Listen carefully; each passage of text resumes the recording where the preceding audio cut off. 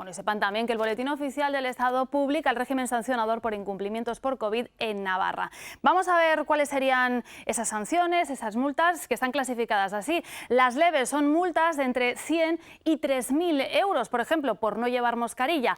Las graves ahí las tienen entre 3.001 y 60.000 euros, como por ejemplo celebrar un botellón. Y aquí tenemos también las muy graves, entre 60.001 y 600.000 euros, por ejemplo, por convocar una fiesta reiterada. Bueno, pues a estas primeras horas de ese estado de alarma y del toque de queda deja las 3 primeras denuncias por no justificar movilidad e intentar además burlar el control policial. Lo vamos a ver entre, por ejemplo, en Lodosa y Sartaguda. Ahí lo tienen.